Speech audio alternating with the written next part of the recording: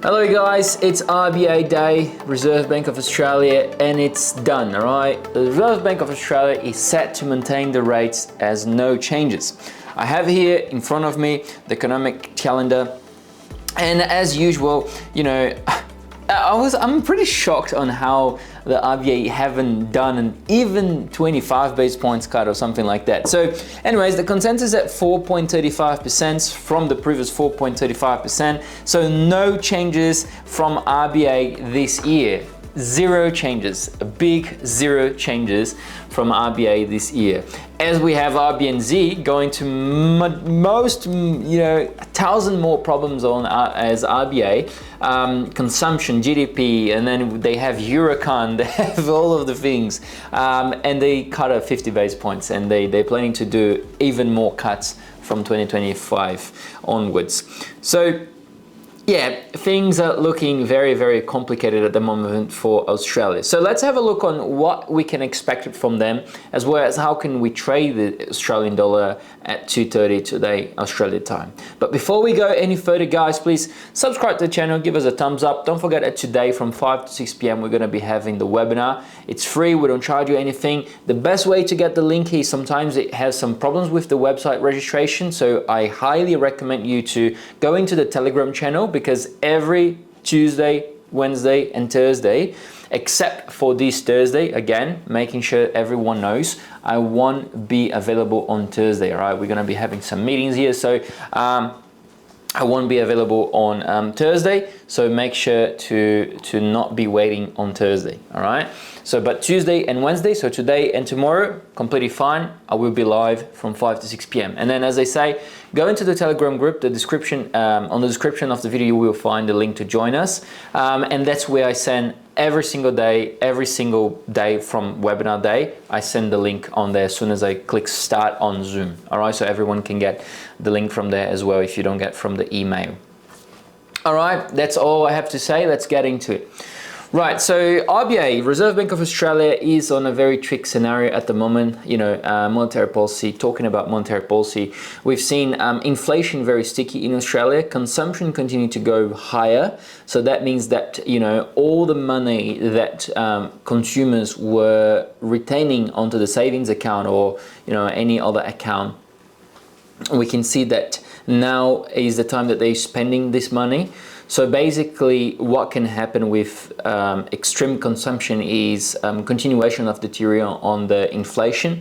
So inflation will continue to go higher if the consumer don't stop spending. This generates a intrinsic inflation, and then it's an inflationary pressure that the RBA is trying to control.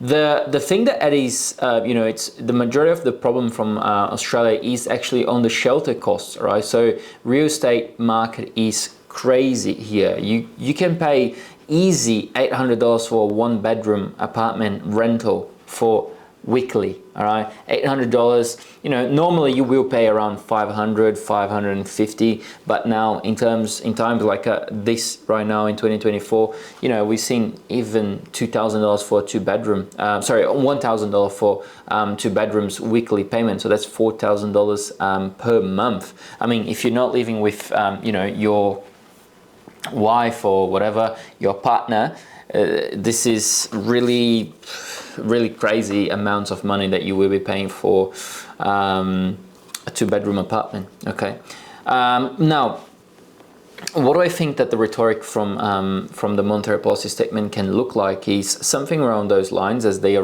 something around the lines that they already have been saying.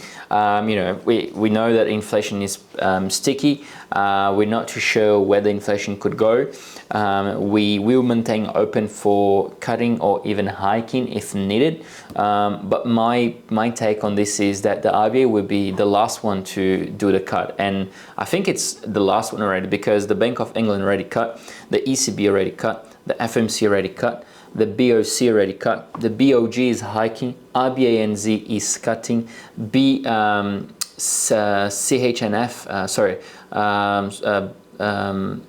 Central Bank from Switzerland is cutting already, of course. So there's only RBA in two more countries, but look, to be very honest, I think RBA will be the last one to actually step up and do a cut. 4.35% is not a very high, to be honest. 4.25% is not a very high. We did had like FOMC with 5. We did had RBNZ with nearly 6. ECB, BOE, BOC as well. So those banks were higher than the RBA, but it don't justify RBA holding the rates higher for like a year and a half to 2 years now, close to 2 years. So this, of course, is deteriorating the Australian dollar. It's not making the Australian dollar stronger, because then we change the monetary policy to an actual investor appetite. Will you invest in a country that is going very bad in terms of GDP, in terms of the central bank don't know what they're doing, they can't even control the inflation. So that's a really bright point when I start to ask myself, is it actually bullish because of these holding that long time on the rates? It is the higher rates on the market at the moment on GT Group, but it's not the best risk scenario for a country. It's not a safe haven currency. It's not, it's a very commodity linked government. It's a very commodity linked currency as well. So my point is a bearish Australian dollar. Most likely will continue to fall. Okay. We are trading right now. Let me just double check again. But we're trading right now on Aussie against the US dollar at 0.6439. Again, it is a very tricky what I'm going to say, but majority of the people may not agree. I do believe we can go very, very easy next year to 0.60. Okay, 0.60, 0.64, 0.62. Sorry, at least in the half H1, so first half of the 2025.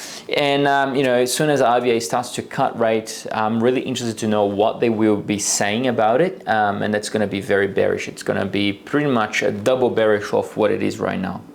Now that you know what I'm expecting, what can we trade? Well, I do believe on Aussie JPY short. Okay, I think that's a good trade, just because the Japanese yen, it is somewhat very strong from the hiking of the BOG, as well as Euro. Okay, Euro AUD would be a good short.